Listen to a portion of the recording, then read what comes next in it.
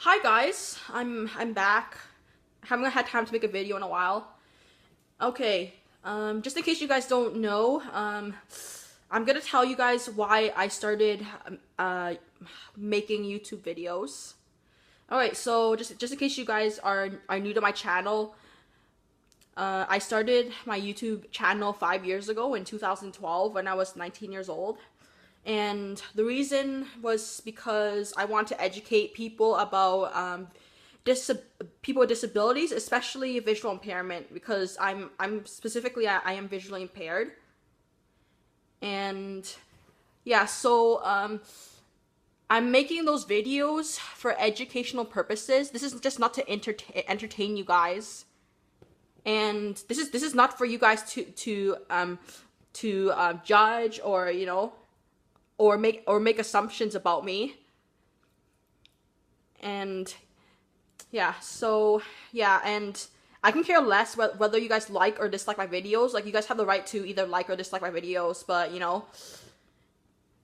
like, if you have something nice to say, then you can say it in the comments. But if you don't have anything nice to say, or if you're just plain old ignorant, then you can just keep your comments to yourself and just don't post it. And to be honest, I think it's just too immature to care whether people like your videos or not. I just think it's just too immature, in my opinion. Like I'm 24 years old now. I'm not like 16 years old anymore. So yeah, like I'm only making videos for educational purposes, and it's to inform people that people with disabilities can thrive in a normal world, just like people without disabilities. And don't assume someone's limitations just because they have a disability. And I think people don't mean to do this for the most part, but I think it's because I think we're taught to believe that people with disabilities are less capable than people without disabilities. I think we're just taught that in society. And yeah, so those of you who have a disability, whether it is Down syndrome, whether it's autism, or whether it's hearing impairment or whatever, right? It's really important for us to educate the non-disabled people that we're just human beings just like us, right? So we have we have more unique challenges than those without disabilities. Like, for example, it's yeah, so like the way I get around and travel is different than someone who's sighted, right? Like, I use a cane, I use my other senses, versus someone who's sighted, they use their eyes to get around. And yeah, so what I find challenging is we don't have the options to get a driver's license because by law we're not allowed to drive. And I think that's why we're called legally blind. So yeah, by law we're not allowed to drive. And so our only option is either taking a taxi, or getting a ride, or taking the bus, or walking, or taking specialized transit. So yeah, but sighted people have more options. They can choose to get a license and get a car.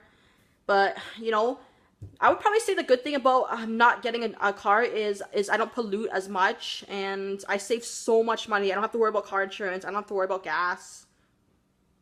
And yeah, like, there are ups and downs of having a disability. So yeah, for example, like, what I learned is to focus on what people say and their personality, not so much their looks. And I also learned that you don't need to be sighted to be as independent as possible. With proper training and intervention and orientation and mobility skills, you can function as independently, just as sighted people. Oh yeah, and also it took me years to realize that I have an autism spectrum disorder, and it took me years to accept that. I didn't even think I had autism, but when I was 20 years old and I found that I was diagnosed with autism spectrum disorder, it was really difficult to accept. And the more I did research on this, the more I began to accept that I do have autism spectrum disorder. So yeah. But like, just don't group disabled people in one category, saying, oh, we're all this, we're all that, or oh, all visually impaired people use a white cane, all visually impaired people use a guide dog, oh, people with autism don't know how to socialize and stuff like that, and blah blah blah, right? Just don't put us in that box, because no two individuals are alike. Like we're really unique people. Like every individual is unique. And yeah, just don't put us in that box. And first of all, you guys don't know me in real life. Those of you just learn about me from watching my YouTube videos. And yeah, so you don't see how I get around. You like, a lot of you guys don't see how I function and what I do for a living and stuff like that. And yeah, what I find most challenging is it's hard for people with disabilities to find a job as well. And in my case, yeah, so I've been spending years trying to look for a job, and apparently last month I quit my piano job because my boss wanted to cut back my hours. I was working 18, 19 hours a week, making at least close to $800 on top of my AISH income. If you guys don't know what AISH is, it stands for Assured Income for the Severely Handicapped. And AISH gives you about $1,588 a month to live off of. And, you know, like, this is what I have to live off of for now. This is my only source of income because, you know, I quit my job.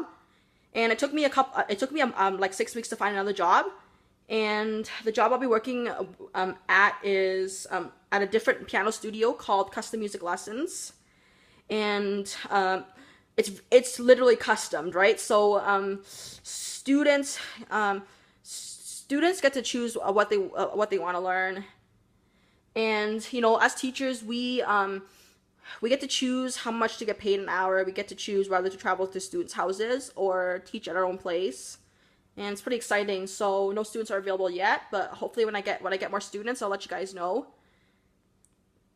And, you know, like since you know, like, people with disabilities, like back to the AISH topic here. So a lot of people with disabilities have no way to supplement their income, no way at all. And the unemployment rate for us with disabilities is very high. I'm not 100% sure what the statistics is. Yeah, and I read about an article about a mom with a 23-year-old daughter who has Down syndrome. She works 2 jobs, and she's on AISH, and she relies mostly on AISH to support her. And, you know, and I feel like there's something. I feel like with the AISH program is pretty messed up, in my opinion. You know, I found the consistency of eligibility is lacking there, and a lot of people with disabilities get denied just because, you know, just because we're more high functioning than other people. Like, I don't like the term like AISH because the acronym is Assured Income for the Severely Handicapped. And I feel like the government should change the name to Income for Albertans with Disabilities. I think that sounds better. And the reason is because not all people who are on AISH are severely handicapped. And, you know, I think hopefully the government will increase AISH benefits for those who rely on AISH as their only source of income. And those of you bosses out there, if you cut back hours of people with disabilities, that really puts us at risk, right? So than someone who does not have a disability, because we have a greater barrier to unemployment than those without a disability. And yeah, so this is the issue there.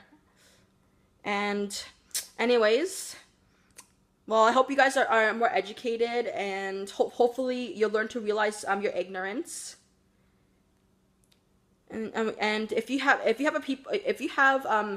a disability and you're trying to apply for AISH, you know, like, you can just leave it in the comments and just tell me what that's like, okay? And I'll see you guys.